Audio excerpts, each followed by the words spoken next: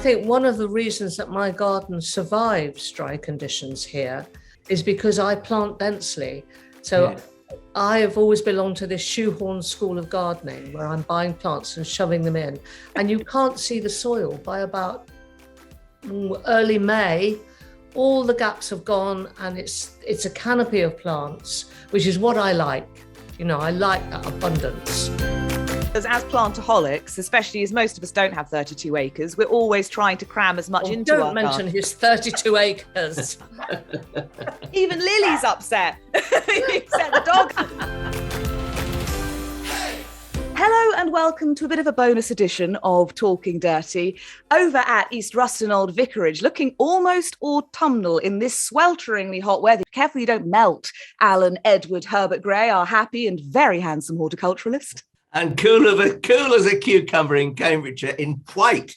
This morning we have Thordis Maria Sophia Fredriksson looking absolutely, well, you look as cool as a cucumber, you really do. I don't wear white very often. The reason I'm wearing this t-shirt is because I bought it. It's a bit oversized and ridiculous, but it's got the most hilarious gardening flower with a hose pipe and a watering can, come rain or shine, it says across the top. And it was like the most me t-shirt ever. So it looks like I'm very plain and cool as a cucumber today, but actually all the colours. Now, before we get into the plants, we should say thank you very much for all the get well soon messages. It was just a cough or a sniffle, but it did get in the way of us recording, mostly because you didn't have any voice, Alan. No, I didn't. I think it was probably a bit of hay fever as much as anything. You know, the voice absolutely went. Oh, it was like that, you know, which is not probably the best thing to listen to. So when I talked to you, when I came to the garden, you did have a rather husky, deep voice, sexy thing going on. Yes, and I thought it was going to last a couple of days. And then you called me and I said, no, it's still here. Well. So anyway. Sorry we missed last week, and we've got loads of guests lined up for you in the coming weeks. But I said I was at East Ruston Old Vicarage, and we just have to stop everything and talk about the garden and some of the plants that are looking fabulous at the moment, because my phone, I must have taken about 400 photos as I walked around. And it was nice, actually. So often I come and we're working on something or you focus on one particular area, but I actually walked around basically the whole thing. And well, I have a long list of things I'd like to talk about. We probably won't have time for all of them, but let's start with your Brugmansias, Alan, because they are one of the things you're famous for, these huge containerized Brugmansias with their huge orangey trumpets, particularly the kind of orangey color that you grow. And I posted a photo of them just coming into bloom on Instagram and Twitter and got loads of questions about how you overwinter them, how you make them look so fabulous, what are your feeding and care tips and techniques. So let's start there. Well, I mean, Brugs never cease to amaze me because where should we start? Shall we start? Well, we get them out of the greenhouse and we put them into these huge containers. But before we do that, we completely empty these containers of every last vestige of soil and compost that's already in there. And I start my containers, which I suppose we ought to say are probably about in excess of 3 feet cubed. They're quite large. They are cubed for the very reason that these brugs get very top heavy. And if they were in a container that gets smaller towards the bottom, they blow over. I know, we've done it. So that was a mistake I didn't want to repeat. And so we got these very square foul lead containers. And the bottom third of the compost is well-rotted manure. So we do the usual things. I mean, the containers are raised off the ground slightly so that the drainage is not impeded. They then have crocks in the bottom. Some people dispute the fact that you probably don't need crocks in pots nowadays. That's the way we've done it. It works for us. That's the way we're going to continue to do it. And then we put in our well-rotted farmyard manure. And then we have our own mixture of compost, which is rich. It's basically our regular potting compost, which we use for everything on the nursery and in the greenhouses. And to that, I add John Innes number 3 in equal parts. And then another dose of pelleted chicken manure. It can be that, or it can be whatever we've got to hand, really. If we've got plenty of garden compost, and we never have enough of that, some of that gets mixed in as well. And it's basically a third of this, a third of that, and a third of something else, if you know what I mean. I don't try to make it too complicated. Then we plant the brugs into that, and they go into the pots, and they sit there for a fortnight just to get their roots out a little bit. Also, when they're planted, I top dress them with bloodfish and bone meal.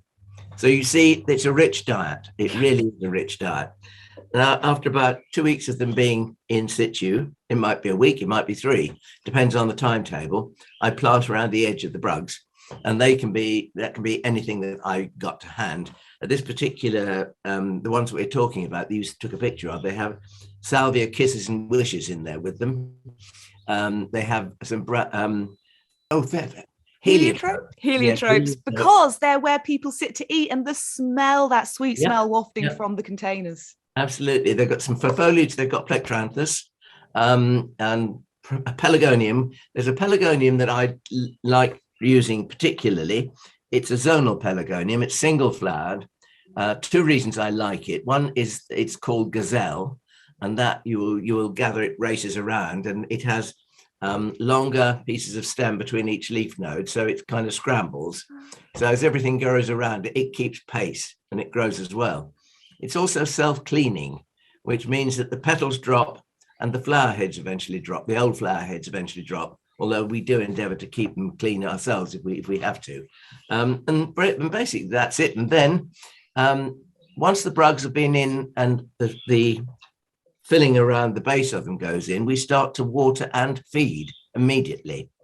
And we feed at every watering. And now these brugs have a minimum of 4 gallons every 3 days. So it's Monday, Wednesday, and Friday. And if they need topping up on Saturday or Sunday, Muggins does it. But there's a minimum of 4 gallons, and we mix the feed up and we feed it. The strength is half strength. And my thinking behind that is that my plants are getting a regular dose of food, not a big rush, and then they have to wait for the next one. So it's a continual feed, if you like, and that works for us. I don't know whether people will agree or disagree with it. I don't really care because I know that it works for me, and if it works for me, then that's fine. And I mean, the brugs never cease to amaze me, because at the end of the season, they can have 250 flowers on each one. I mean, it is amazing. The most nuisance task of all is that you have to sweep up the trumpets that they dropped from the day before every day, because, you know, the flowers are big, they're hanging. Now, this all stemmed really from me as a child having Brugmansias. They were then called daturas, and Granny had one. She had a double white flowered one. And it was a struggle to keep it going without heat in her little greenhouse, but she managed to keep it going with wrapping it up in newspaper in bad weather and goodness knows what. And we also had a lamp, a paraffin lamp called a Putnam lamp. And you used to put them underneath your cars in the days before antifreeze, so that the car engine didn't freeze up. And we had one of those in the greenhouse, which just raised the temperature a little bit. But Granny's was in a smallish pot, I suppose probably about an 8-inch pot. And she kept it as a plant.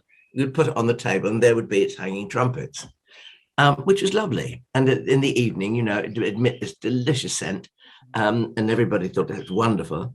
And then I went to Spain, I think it was, and I saw Brugmansias growing as trees. And I was walking underneath them, and I looked up and I thought, that's what I want to see. And the only way I could do that in this country, because they're not hardy plants, is to elevate them. But you've got to elevate a big plant. So that's what we did. And that's the reason for the brugs in those big containers. Now, when it comes to the end of the season and we have to take them all to pieces, what do? Well, I give the brugs a big haircut. They have about 2/3 of their top growth removed. And they do look very sorry for themselves at this stage. We then take away all the plants growing around them, and any plants that I need to, I use for cuttings for the next generation, for the following year. And then we dig the brug out. But we take its roots back by about 2/3 too. So we're able to lift it into a much smaller pot, which is still pretty big, but we're able to manhandle it under glass where it spends the winter. Now, if anybody does this, I would just warn you, they always look as if they're going to die, but they don't.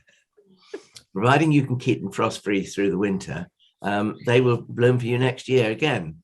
And what we do is we keep them just frost-free throughout the winter to save as much money as we can.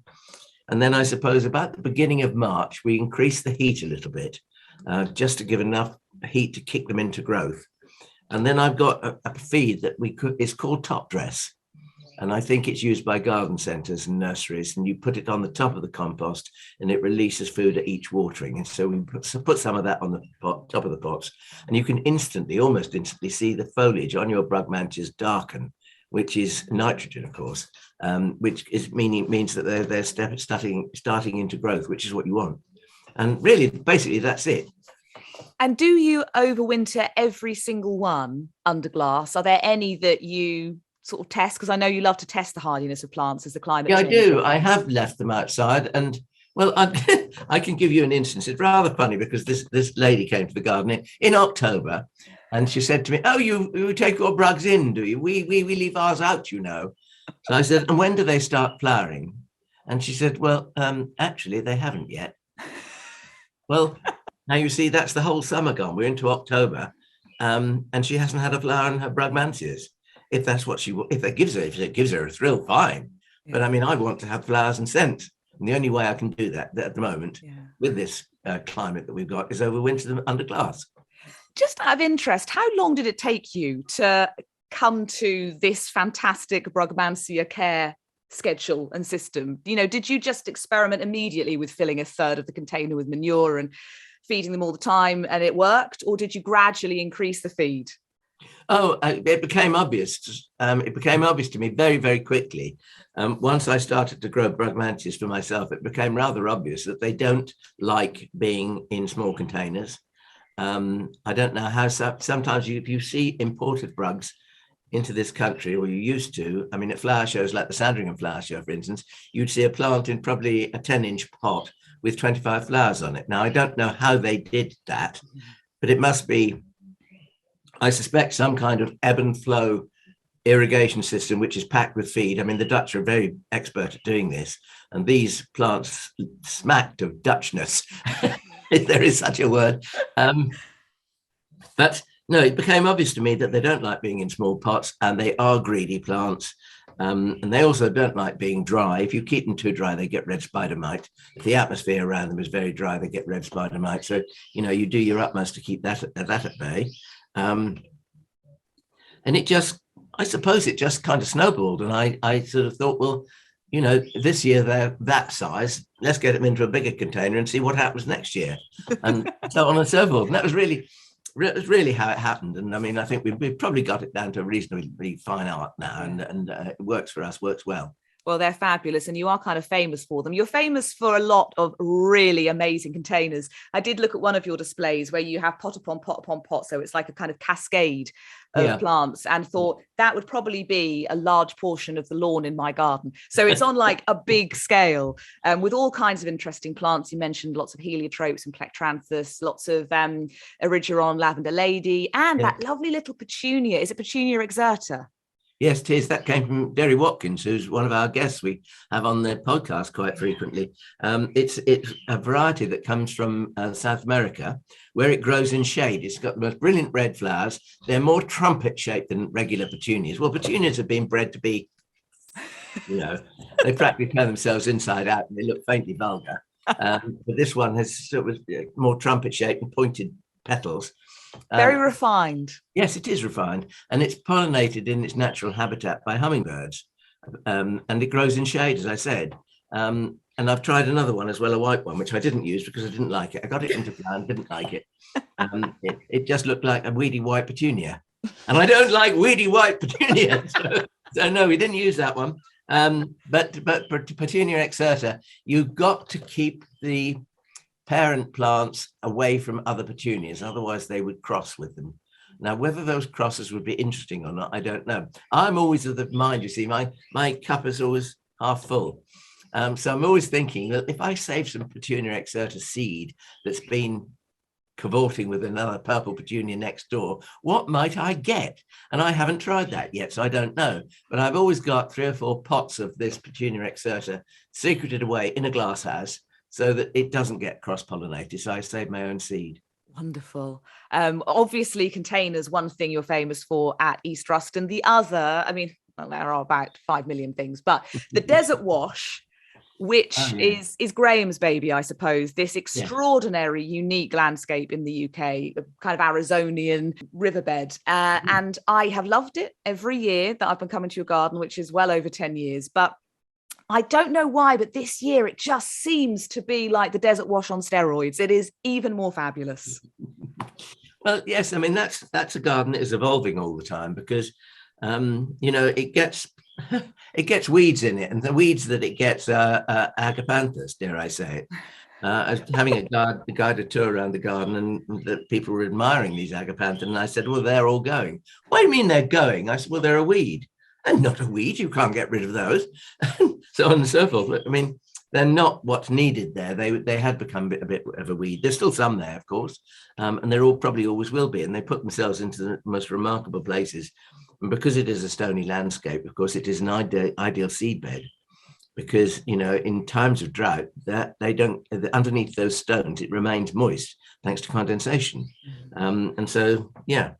And you say a seed bed, and through the whole thing, so you've got these enormous aloes and all these fabulous deserty plants, and then these kind of pointillist pops of Verbena bonariensis and Eschscholzias and the odd verbascum spire, and Lychnis. I mean, all these wonderful, bright, zingy colours to combine with all the various big, chunky, glaucous, sort of succulent leaves. It's just... yeah, you just want to stop and look at it for hours. Yes, well, you do. And I mean, there's the Californian poppy there, Eschscholzia, of course. And the other thing that's there is a little Mediterranean geranium called Geranium incarnum. Now, Geranium incarnum flowers from white through to a fairly, almost a good purple, but not quite. But it can be very wishy-washy and dirty nickery in between. So if you see colours you don't like, you whip them out in the hope that you're going to just retain the better colours. But it's fun doing that. I mean, it's interesting. When you mentioned verbascum spires, I do tend to leave the verbascums in there when we're weeding because they, those vertical shapes are very important. And the other important plant in there is teasels. People don't sort of seem to see the teasels quite so much. But I mean, teasels are a great plant for bird life and all the rest of it. And I've always wondered, and I don't know the reason, and I've always wondered where the teasel leaf joins the stem, there's a kind of thickened base to it. If you look in that, even in times of droughts we're going through at the moment, you will see there's always water in there. Now, how does that get there? Yeah. And what is the purpose of it? I mean, it must have a purpose. Whether it's to feed the plant or to feed wildlife or what, I don't know. So if there's anybody watching this that knows what the purpose of that is on teasels, dipsacus, please let us know. It'd be interesting. If you are a teasel fan, in one of our Joe Sharman episodes, I'll try and find it and link to it. We covered a few different teasels. If you want to increase your teasel collection, he's a big fan of dipsacus as well. Talking of uprights through the desert wash, there's a wonderful aloe that is flowering like an euphophia. Is it striatula or is it another one? Well, we'll call it Aloe striatula. It's now got another name, which has got about 19 letters in it, but I mean, not quite that many. But anyway, it's been popped into another genus, I think. Well, Aloe striatula, it looks like yellow and green red hot pokers all over it. And it is just a stunning plant. Yeah. Now, in the 1970s, that was a pot plant that we had in our flat in London. And then it came up to Norfolk, and then I don't know what happened to it. It got neglected, as things do. You get tired of them and you neglect them. Horrible admission, but it's true. We all do it. And I was going to throw it out, and Graham said, "Give it to me, and I'll put it in the desert." And so he did. And there it is. And I mean, it must be, I suppose, 5 feet across today, by 3 feet, and this great colony of it. Now, 3 times since it's been planted in the desert, it's been razed to the ground by bad weather.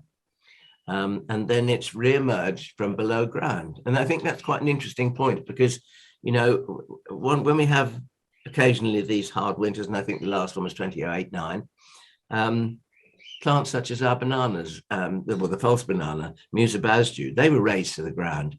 And I thought, oh, well, what shall we grow now, And then I think it was quite late. It must have been end of March, beginning of April, at the earliest anyway. One little shoot appeared, and then another, and then another. And then there were so many, I couldn't count them. And I mean, lots of them crowded out, but they came back. So they resurrected themselves from an herbaceous rootstock beneath the ground. So never be in too much of a hurry to pull things out, even if they do look rather wretched. I mean, if we'd taken the top off that Aloe striatula when it got frosted and it looked awful, if we'd taken the top off, it could have well killed the whole plant, because that top is actually adding a little bit more insulation throughout the bad weather. Yeah. But I think it's fascinating to note that they come back, shall we say, with alacrity, dare I say that?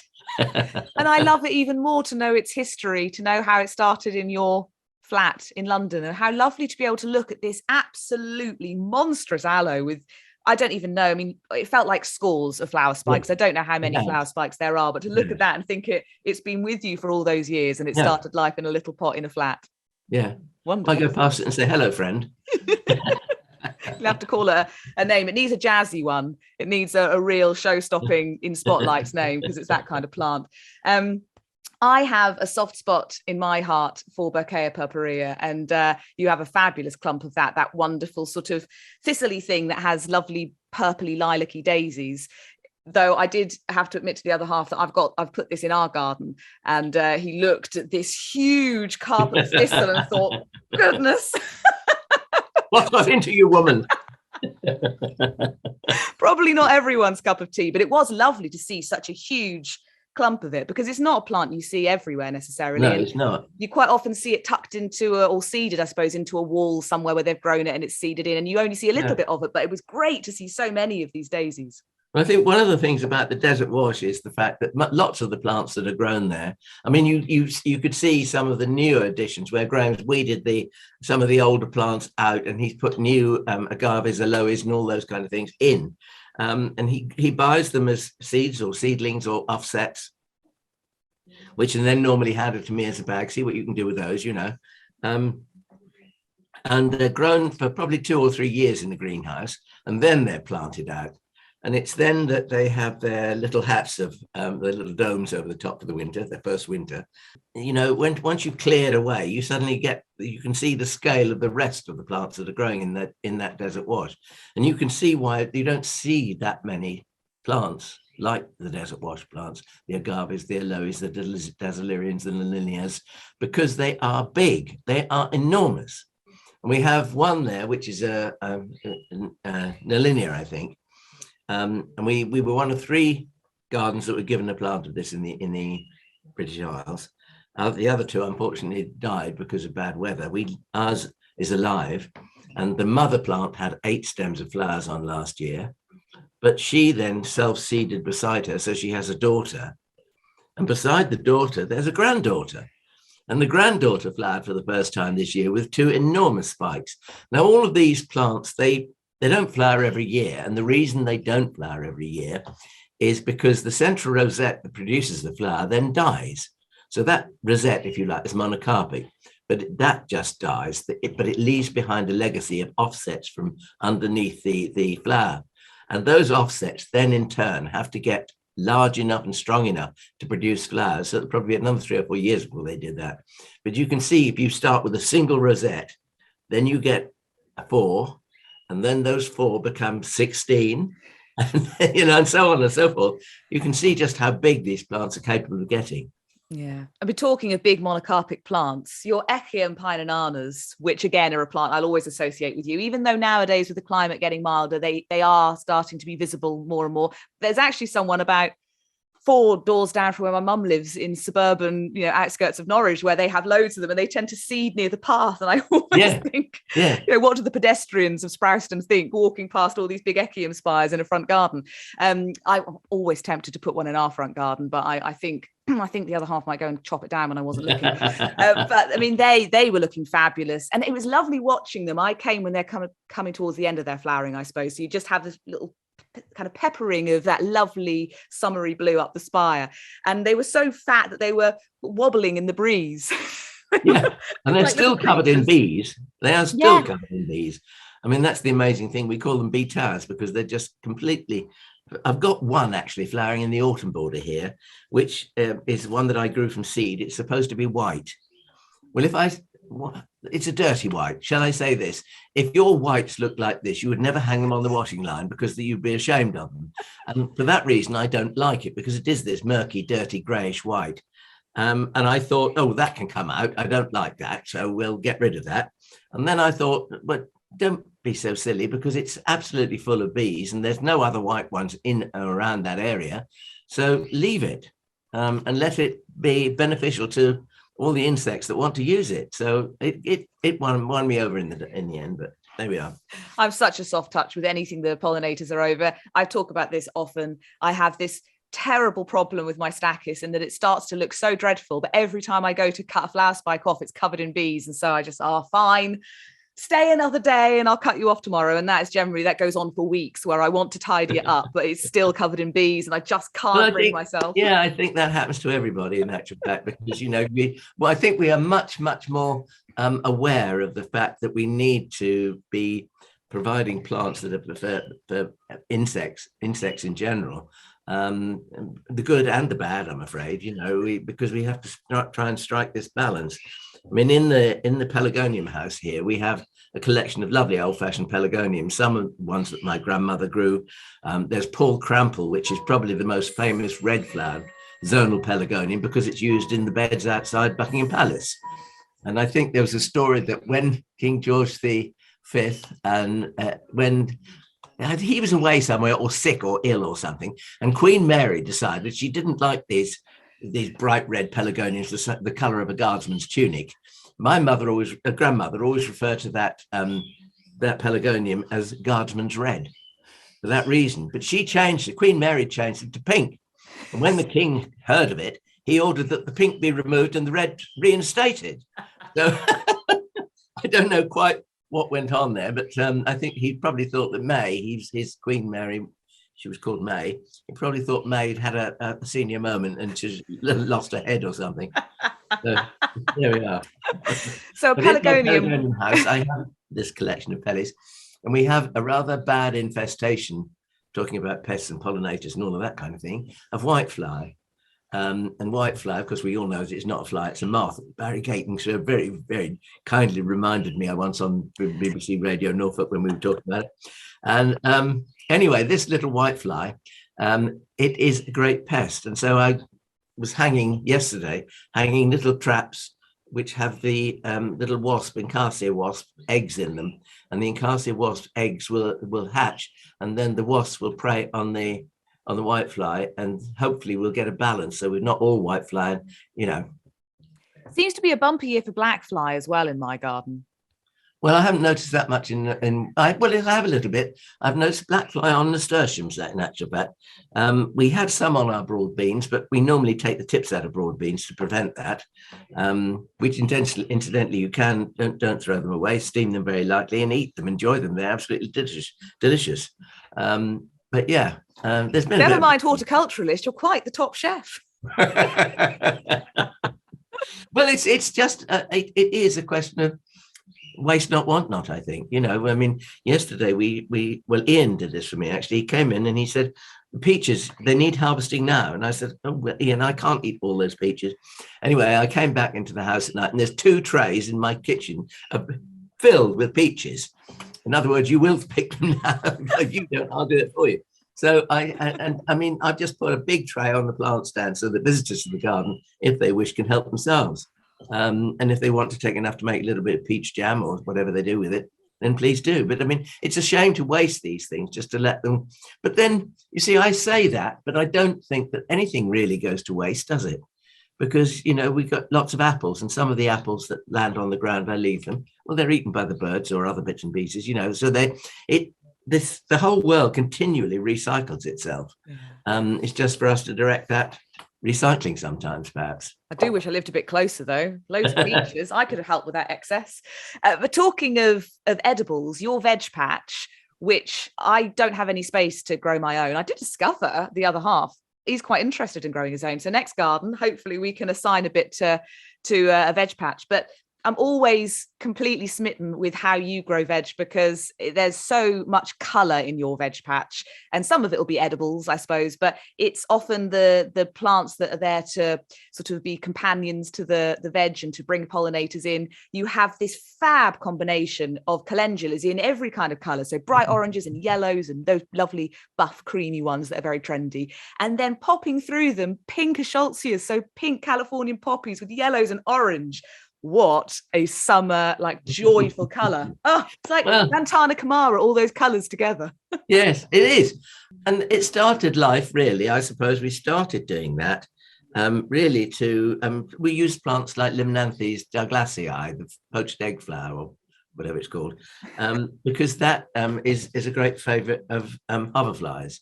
And hoverflies are good for pollinating and things and all the rest. So we use that to bring them in. But then, it's not just the pollinators. This garden is not just for the pollinators. It's also for the joy of the people that visit. And it's also for the joy of the people that work in these various areas. And I suddenly thought, when people had started growing their own cut flowers, and we'd have rows of cut flowers like helichrysums and larkspurs and stuff like that. And then I suddenly thought, well, why don't we just incorporate this around the border, the edge of the vegetable plot? So we're not just looking at rows of what could be boring green stuff, although to me, I don't think it is boring green stuff, but to some people it might be. And it's just to give a bit of joy into the heart of the person that has to work there. If it brings, which it does, pollinators in, then so much the better. Yeah. And talking of flowers for cutting, you get into the walled garden and you do have, your row of sweet peas and you've got lots of lovely delphiniums. But I think what I like about your walled garden, you get used to going to stately homes and visiting walled gardens, and things are quite orderly. Actually, in several places, they might not be able to quite manage gardening all of it. So there might be a few bare areas or areas which are in progress. You walk into your walled garden and it is just an absolute explosion. It is just ebullience. It is everything growing to its fullest, to its maximum, and kind of jostling for their space in the garden. And it's just joy. It's joy in a walled garden.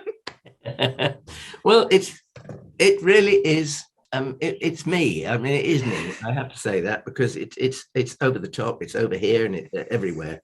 But where I grew up, we had a walled garden. It's just going to sound frightfully grand, but believe me, it wasn't.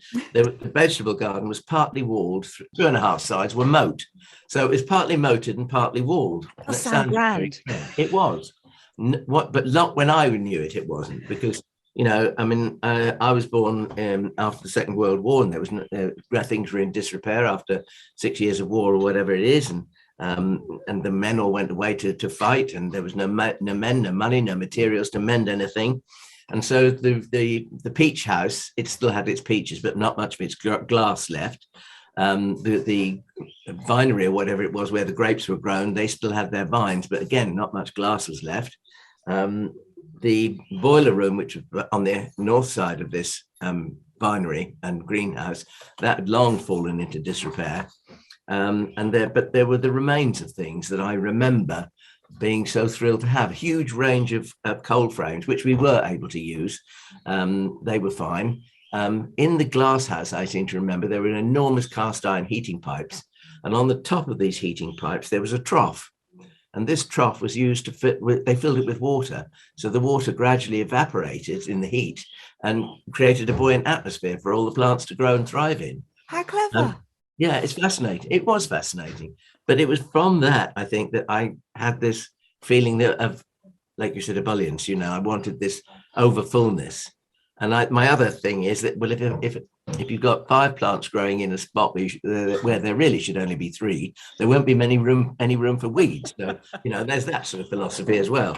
So, yeah, I mean, it is. And you mentioned delphiniums in there. The delphiniums I've got in there, names are long gone, but there are 2 that are particularly nice. One is a kind of pale blue and mauve double with a dark B in the middle. And the other one's a very, very dark, almost papal purple double. Now, I've never tried, and I don't know why I've never done it. All the years I've been gardening, I've never taken delphinium cuttings. And I suddenly thought, well, why don't you do a batch of cuttings in early spring? Because you do them really before the plant is growing fully, and take 5 or 6 cuttings off each one and just see what happens. Because people are always wanting to buy them. And so, it could be a nice little sideline, couldn't it? I'm selling delphiniums. And it says something that I don't know how big is your walled garden? Well, neither do I. I've never calculated the acreage of it, but I mean, it's not an acre. It's not that big. But it's quite sizable, I suppose in comparison to my garden, everything is sizable, but it's still a good space. And there are so many different plants in there.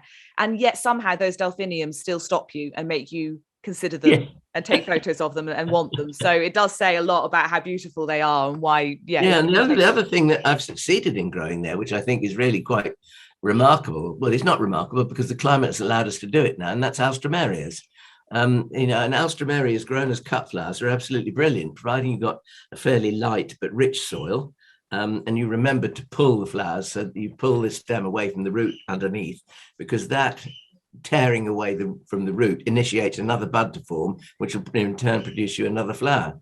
And I think probably they're underrated as garden plants at the moment, because there's such a plethora of different colours and sizes that you can grow today.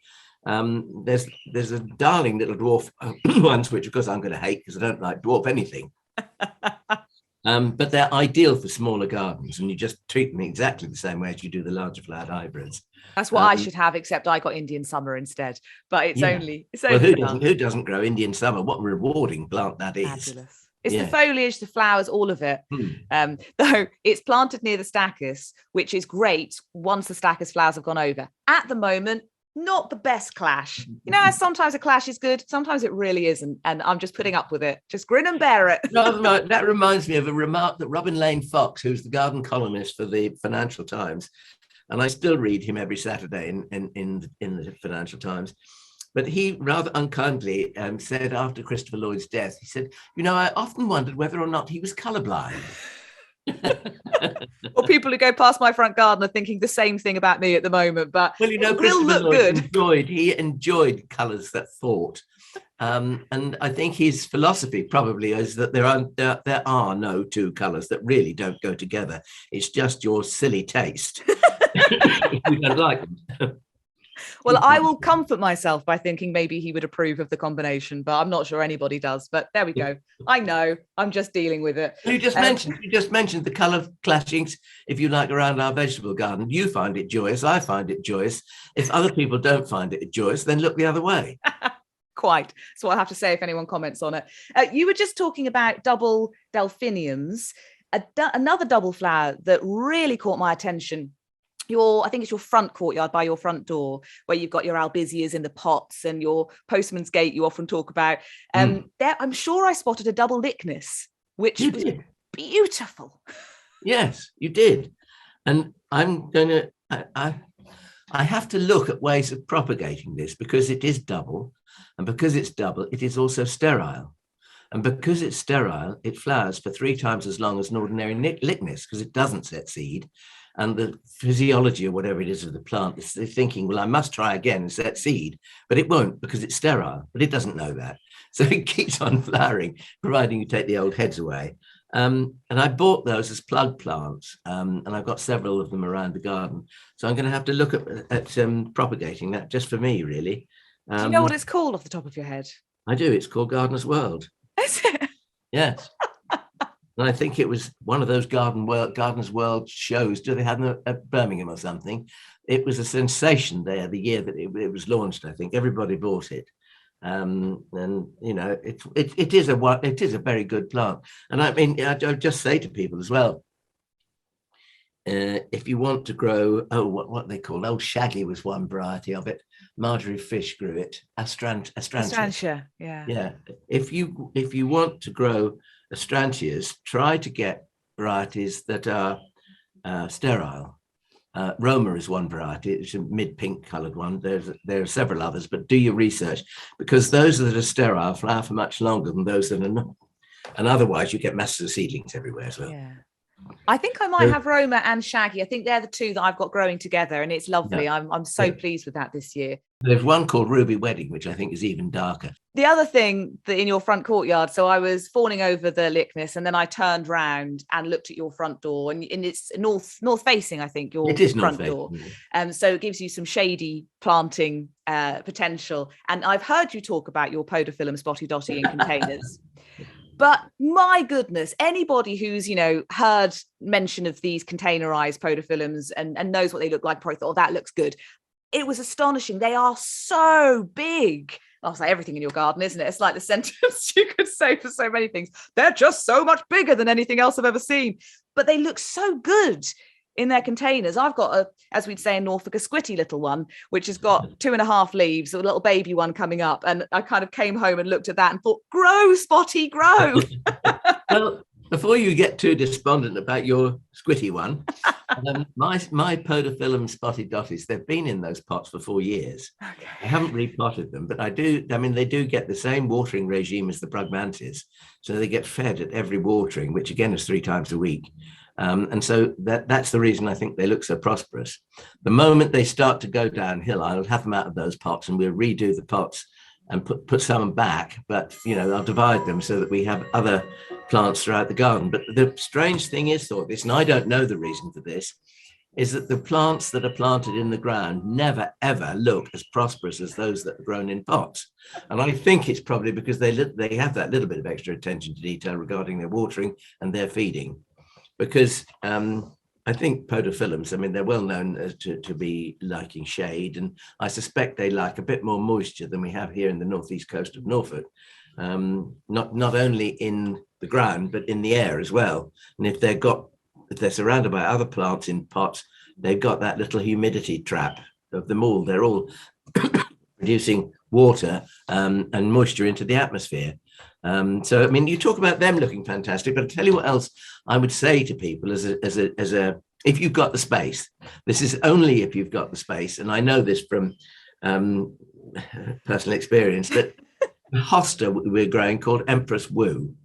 Now, I don't know who Empress Wu was, but she must have been a big old bird, because these hostas are just so big and so glamorous. When you elevate a hosta into a container, you immediately give it added importance, because the poise of the plant naturally fans out, the leaves turn out, and they just hold there beautifully, gracefully. I don't like those with I don't like them as much, and I say those with mauve flowers. Now, if you could breed an Empress Wu with the most pristine white flowers, I would love it. Somebody will at some point, I expect. But I think some of the hostas with white flowers, there's a hosta plantagineer, I think it's called, or something very similar to that. That has white flowers very late in the year. And that is a lovely thing. But the flowers on that one are quite scented as well, which is probably something people don't necessarily know about. But if you can get Empress Wu into a pot, and if you've got a place that's big enough, it would go 1.5 meters across easily. So beware. It was one of my favorite photos I've ever taken of you is you with Empress Wu in those jewel pots where you've got the kind of matching symmetrical pair, and then just you in the middle on a hot summer's day. And they are, it's fabulous. It's not just my favorite. Whenever anyone sees that photo, they just sort of fall about. Yeah, but they're so useful. You see, podophyllums and hostas are just two of the plants that are very useful for growing in shade. Because they were not necessarily overhead shade, but on the north side, if like me, your front door faces north, you need to be aware of what you can grow and what you can't grow. The other thing that we grow there is a fuchsia called Silver Lining, which came from Crigg Farm originally. I didn't get it from them, but I think they introduced it. And we've got 2 plants. One is up to about 1.5 meters, and the other is just over 2 meters tall. It's not very symmetrical, but it's just, I just want it to keep going just to see what we can get. And in Silver Lining, we have the silver leaves of the fuchsia, which is what it's named for, presumably. But there's tiny little bright carmine flowers, tiny little carmine buds, then tiny little carmine flowers. But they are the little pointillist dots on a painting, aren't they? The way they stand out at you. Another interesting plant, and good for shade, of course. Yeah, I've been having a lot of fun with my patio this summer, really trying to conquer it and put shady plants together. And I've got one corner that I've actually been able to properly finish. I'm sort of working my way around, and it's mostly chaos, but one corner with a lovely purple ace. I don't know which acer it is. It hasn't got its name anymore. It was the other half's 30th birthday present. So it's finally getting to that point where it's getting a proper bark on its trunk, which is very exciting. So we've got that, which is, I think it's called Peter, actually. I think it probably is. And underneath it, I've got your lovely Blechnum chilense you gave me, which is so fabulously structural. I've got Totnes burgundy. I've put the Hackana aureola in there to give a little splash. There's a couple of dark coloured coleus. But my absolute favourite is a fern my mum gave me as a present earlier in the year. And it's an ethereum. I think it's called a carnum. Otophorum arcanum, maybe. It's, one of those kind of Japanese painted ferns, but it's so limey. It's just so refreshing to look at it. And it's been so happy, and it sends up these sort of pinky fronds that then gradually sort of develop into lime, but it holds on to its colour more than I thought it would.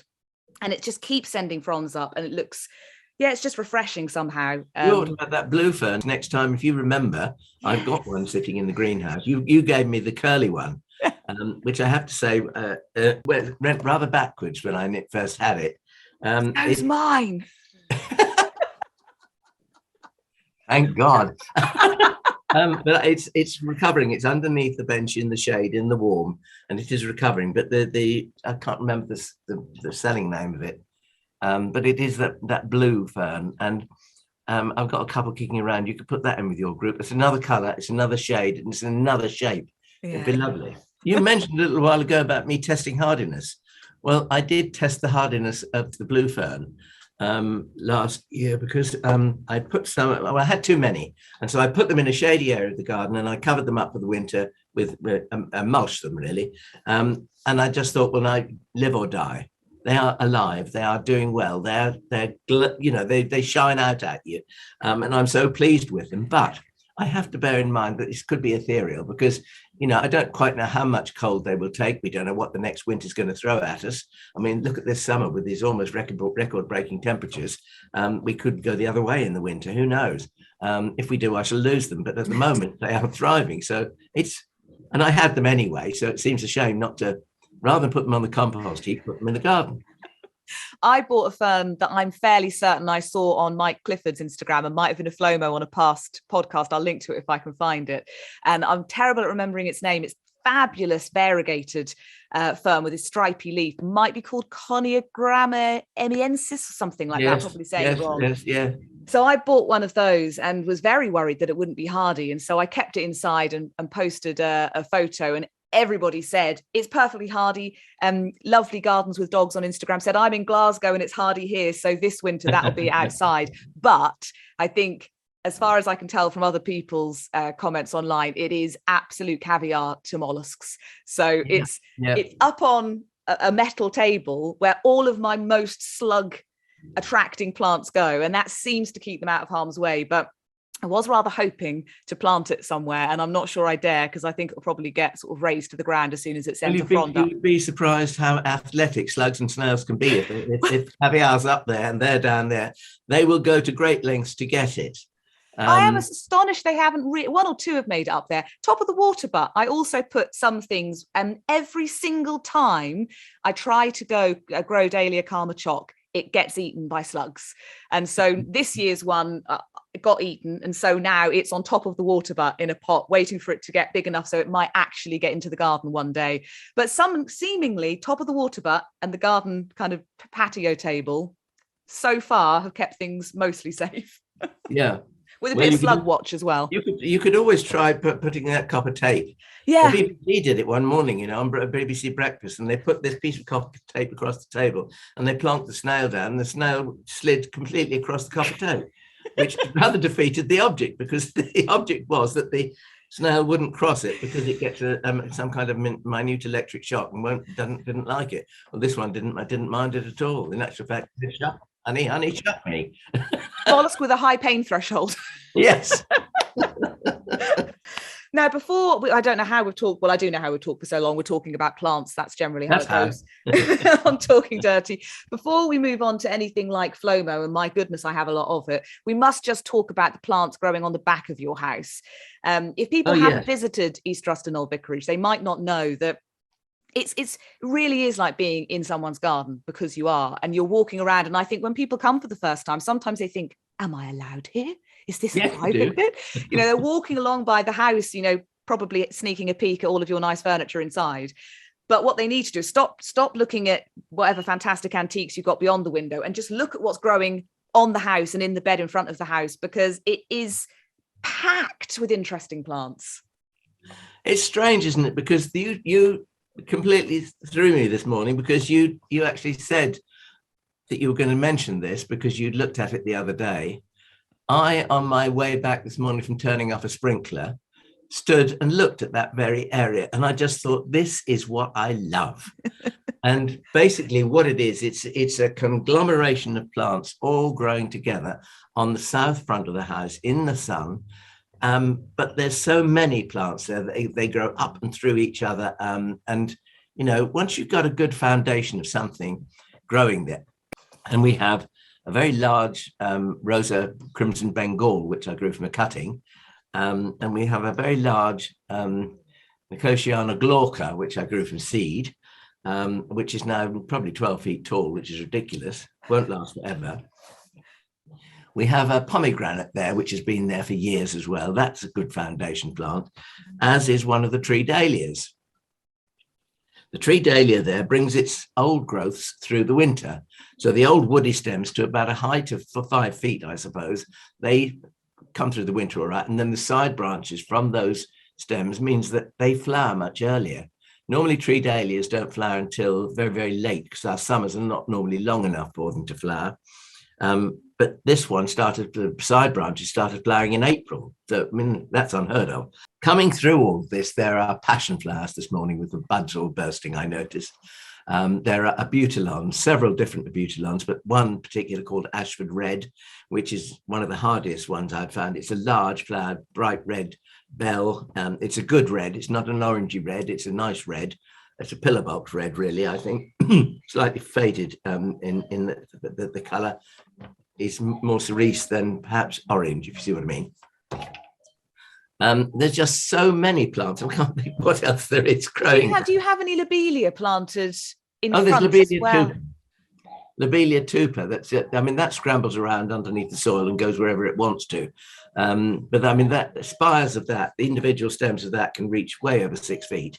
And I think this is the key to what I love in actual fact, is that I like to be able to walk past a plant and look up at it. I don't necessarily want to look down at the lower growing things and then gradually look up. I don't mind walking beside a plant. And if, you know, if, for instance, a tree dahlia, the structure of a tree dahlia, I mean, the growth on it looks a bit like a bamboo that's gone wrong.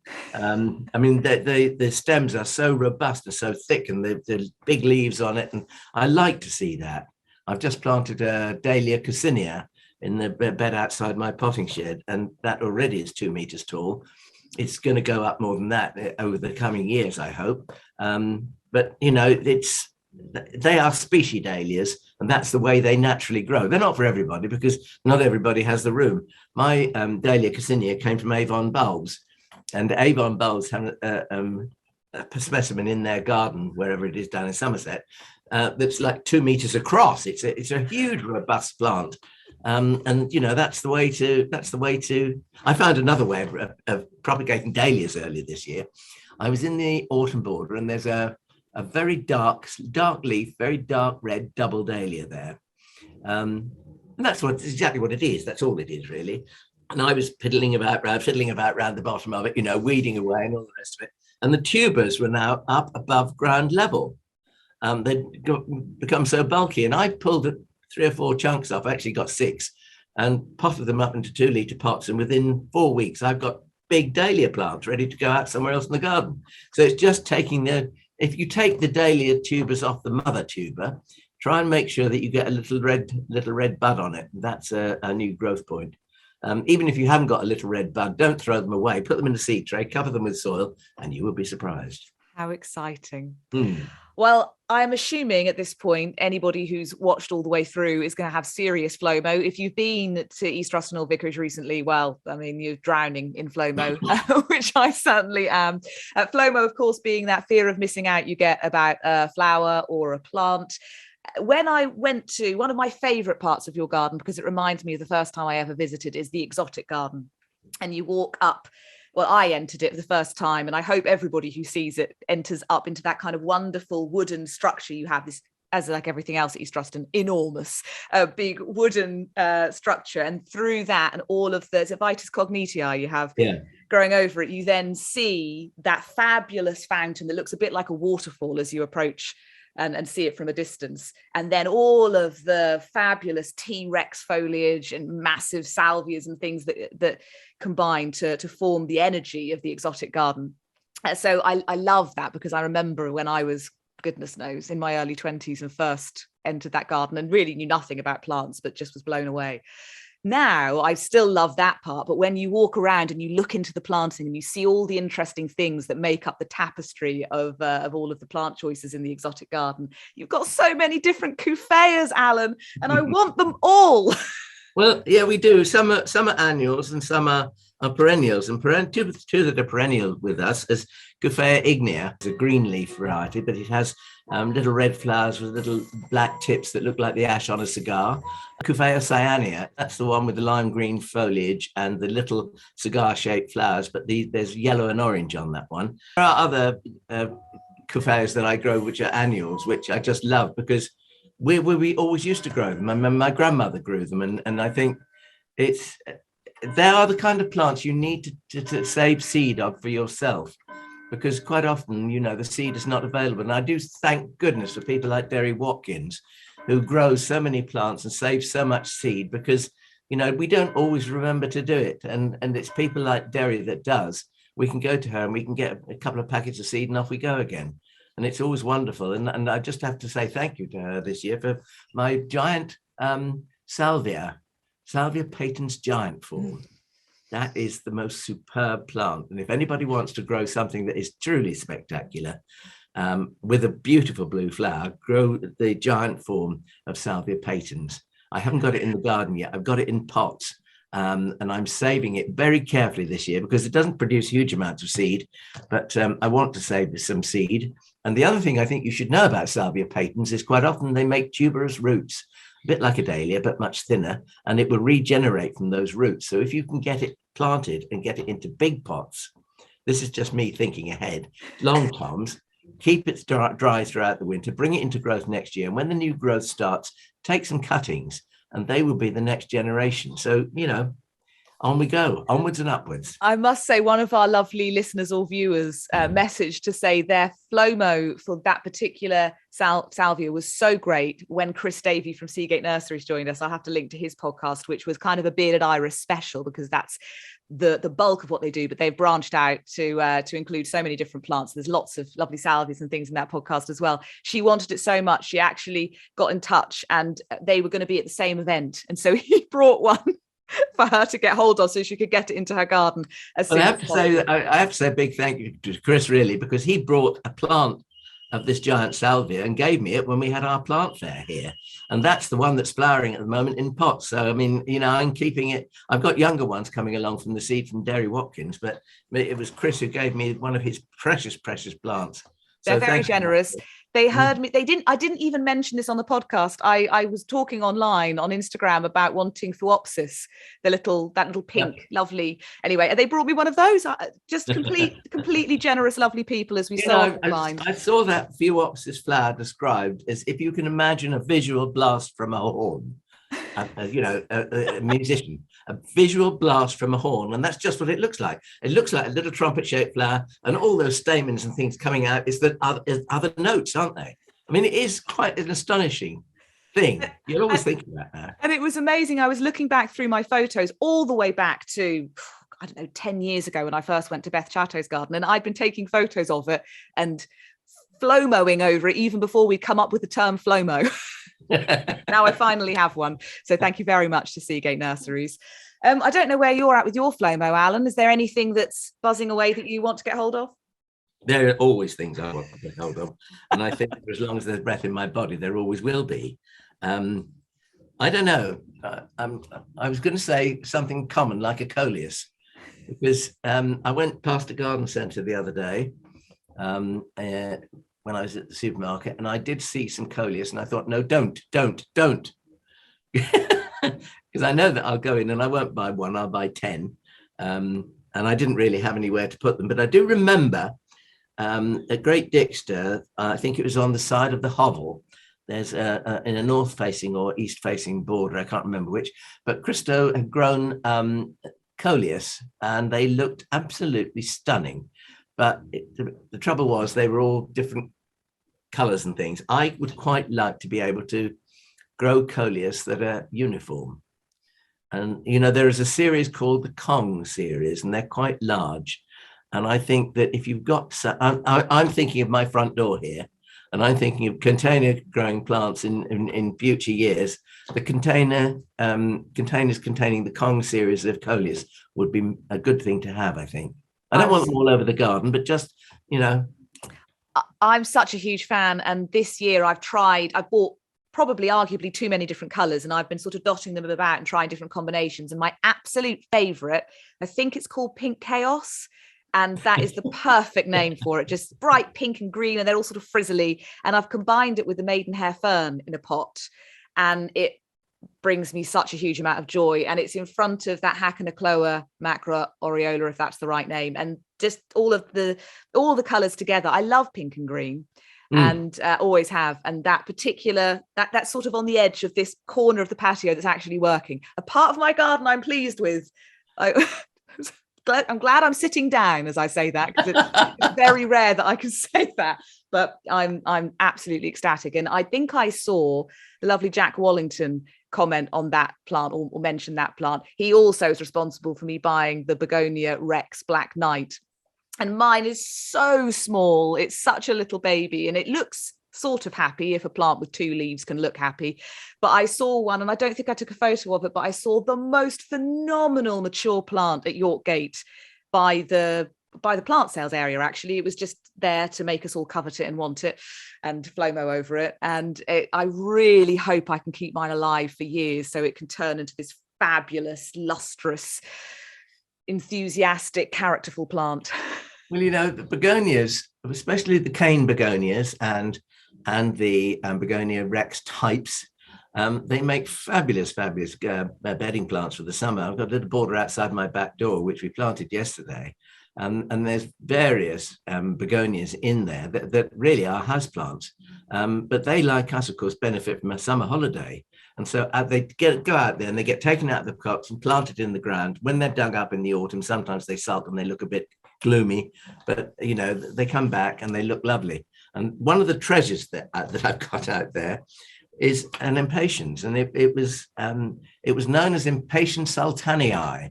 It's now got another name, and it was the one that grew on everybody's windowsill when I was a boy. And we used to make hedges out of it because it roots like anything just in jugs of glasses of water. And we used to make hedges out of it in the summer in our garden. And, you suddenly get a thunderstorm and half the hedge would be battered down and all the rest of it. And so you'd prop it up with sticks. And a week later, you wouldn't even know it happened because it grows so lush and so quick. That's out there as well. And incidentally, you just reminded me, I have a tray of cuttings to pot, so I must pop off. Well, anyone who's paying attention will have noticed quite how many clock chimes have happened in the course of this podcast. So we have been talking for a while. Thank you so much. I am feeling buoyed and ready to embark on a day probably involving quite a lot of watering, as every day does at the moment, and more feeding. That's what you've inspired me to do, Alan. A lot more regular feeding at half strength. Half strength, I think, is the key. It's the key forward. It really is. And I mean, it does make so much difference. And the other thing I would just say, if your plants are looking particularly pale or one, I mean, a little foliar feed. I mean, seaweed foliar feed it doesn't have to be a foliar feed specific, but a seaweed fertilizer used in a sprayer as a foliar feed really can make a world of difference. Don't forget that tip. Tip of the week. Until next time, Mr. Gray. I've enjoyed it. It's marvellous. Thank you very much. Happy gardening, everybody. Yeah, I'm buoyed. Got it. Hello. I can only see the top of your head. You can. Nice view of your jugs, though. Brugmansias from Can you hear that? Yeah, what is it? My mother-in-law's clock. It's just back from the menders. I was going to say, we don't normally hear this. You could get the cuckoo. Well, the cuckoo's been relegated to the kitchen. You're looking quite autumnal. Brown. But obviously, Brugmansias. Well, I'll just make a list. Elephant in the room. 2 walls, and the other 1, 2, 3, 1.5 sides were walls. The other 3.5 sides were. Does that make 4? Well, I just looked at that this morning, and I actually went through my mind I just thought, this is what I love, this jungle on the side of the house. Yes, so we should talk about that, because I was just standing there going like, oh my God. Yeah.